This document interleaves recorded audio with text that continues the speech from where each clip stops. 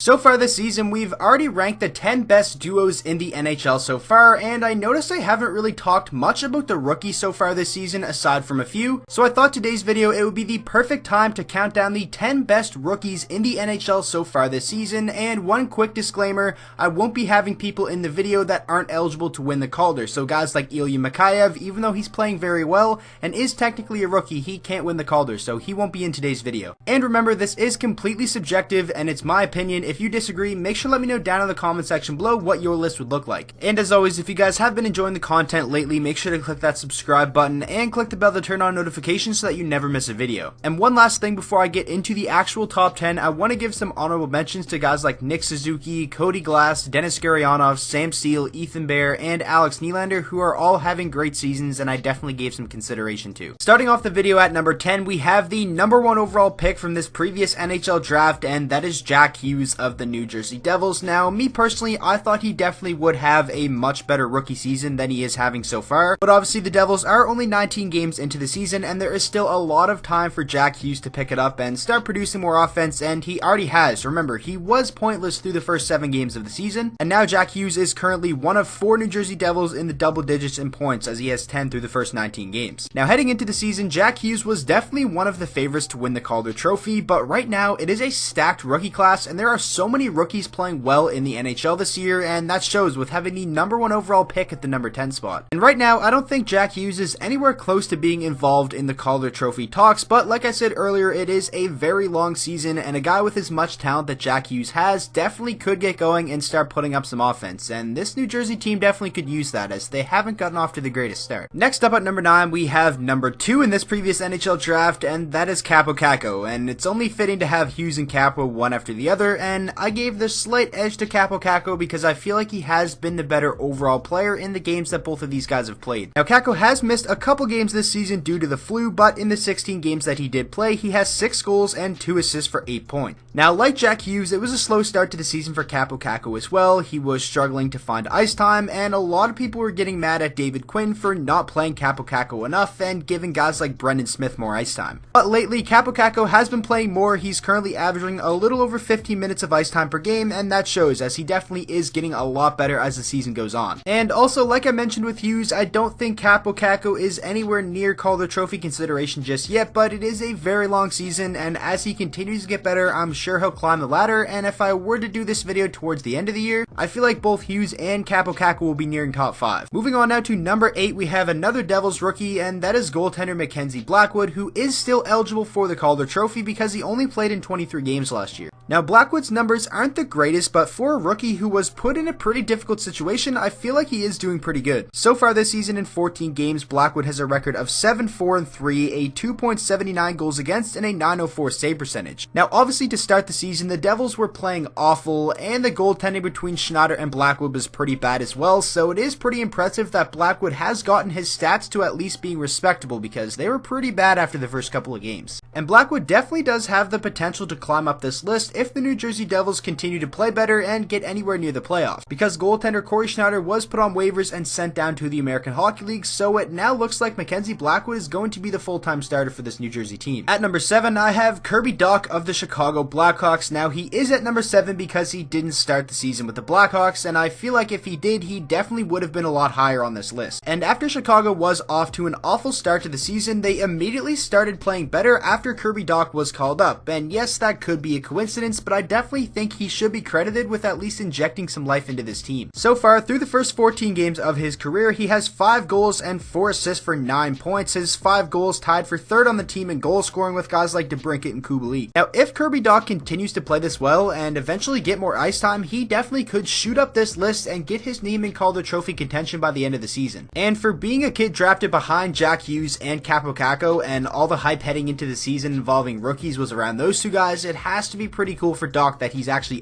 playing those guys right now. Moving on now to number 6, we have defenseman for the New York Rangers, Adam Fox. Now, it was well known after he was drafted that he didn't want to play anywheres other than New York, and he made that clear while not signing an entry-level contract with either the Hurricanes or the Flames. And the New York Rangers definitely have to be happy with Adam Fox's mindset of playing with the Rangers or nobody else, because he's been fantastic for them so far this season, averaging a little bit over 17 minutes of ice time per game and has 3 goals and 5 assists for 8 points in 18 games. After making the jump to the NHL from the NCAA, Adam Fox really didn't look like a rookie whatsoever, and that was kind of to be expected as he did play 3 extra years in college after being drafted and was very NHL ready by the time he made the New York Rangers at a training camp. Adam Fox isn't really getting talked about a lot for his good start to his rookie season, but that's kind of to be expected as there is 2 other amazing rookie defensemen that we're going to talk about a little bit later, but Adam Fox still playing very well and definitely good enough to be in this list. At the number 5 spot, we have Vancouver Canucks goaltender Thatcher Demko, and he's definitely a player I would not be surprised if he climbs up a couple more spots on this list and definitely gets his name into Calder Trophy talks by the end of the year. So far this season, he and Markstrom have been a great tandem for the Vancouver Canucks, and it shows as they currently have a 10-7-4 record and are sitting 3rd place in the Pacific. And you definitely could even make the argument that Thatcher Demko could be making a case to be the starting goaltender for this team. So far in his 8 starts, he has a record of 5-2-1 with a 2.50 goals against and a .916 save percentage, a better save percentage and goals against than Jacob Markstrom, who has started in 13 games so far. And like I said at the start, he definitely has the potential to climb up this list. If he keeps playing this well, he's going to get more starts, and if Vancouver continues to win games, it's definitely going to look pretty good on Thatcher Demko. At the number 4 spot, we have Martin Necas of the Carolina Hurricanes. Now, last year, I thought Martin Necas was going to come in and play a big role in the NHL, but Carolina obviously knows better than I do, and they were super patient with him, and it definitely paid off. He was able to have a great year in the American Hockey League last year. In 64 games, he had 16 goals and 36 assists for 52 points, and definitely gained some confidence at the professional level. And now this season so far, he's been a great forward for the Canes, mostly skating on that 3rd line, and has 4 goals and 10 assists for 14 points in 20 games. And it's not just the points that are impressive, as Martin Necas has developed into a pretty solid 2-way forward already at such a young age, and is definitely an important piece for them now, and a big part of this Carolina team moving forward into the future. Now, it is going to be pretty difficult for Martin Necas to keep his name in Calder Trophy talks over the course of the season, because we have all the guys that I already talked about before him, you know, trying to climb up the rankings and continue to play better, and you still have some amazing rookies ahead of him. But so far this season, Necas has definitely been good and one of the best rookies in the entire NHL so far. Next up at number 3, we have Victor Olson of the Buffalo Sabres, former 7th round 181st overall pick back in the 2014 NHL draft, and is looking like an absolute steal of a pick by the Buffalo Sabres. Now, at the end of last season, we saw a glimpse of what Victor Olson could do at the NHL level, as he played in 6 NHL games and had 2 goals and 2 assists for 4 points, and the same year in the American Hockey League had 63 points in 66 American Hockey League games. He looked like an offensive beast. And so far this season, Victor Olson definitely lived up to the hype and played on that Buffalo Sabres first line at a training camp, and has 7 goals and 7 assists for 14 points in 20 games, 6 of which those 7 goals came on the power play. Now, Victor Olson has cooled down a little bit over the past couple of weeks, and if he wants to stay in the top 3, he's definitely going to have to pick it back up, because like I said, talking about Necas, there's a lot of guys behind them that I think are going to play better and climb up this list a little bit, but so far so good for Olson. He's been great. Moving on now to the number 2 spot, we have the second Canuck of the video, and this one is Quinn Hughes, who has been outshining his brother Jack so far this season, and he's really been amazing for Vancouver and hasn't looked like a rookie whatsoever to start the season. Quinn Hughes is currently tied for 2nd in rookie scoring with 14 points in 20 games, and obviously it's a lot more impressive because he is a defenseman, and like I said, he kind of just looks like a veteran out there, and has been super steady and just super reliable for the Vancouver Canucks so far this season, and he is a pretty big reason why they have been a good team to start the year.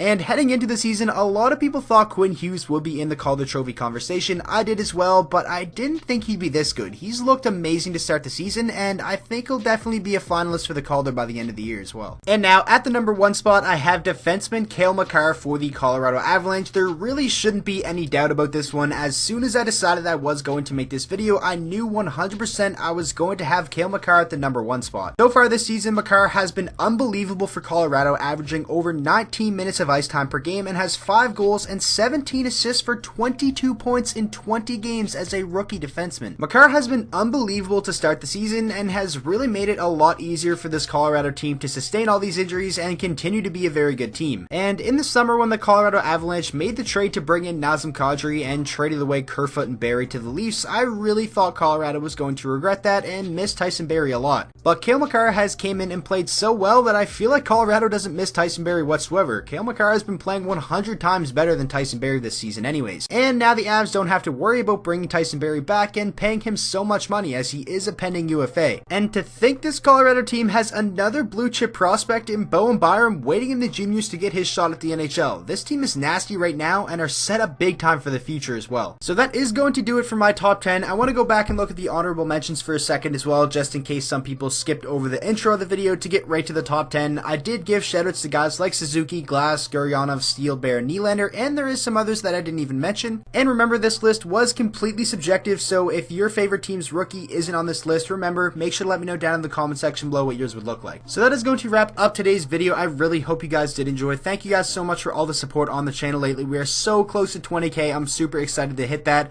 I'll probably be doing some type of giveaway around Christmas time, so make sure to stay tuned for that as well. And if you guys did enjoy today's video, please make sure to drop a like on it and subscribe to the channel for daily NHL content, and I will see you guys all in the next video.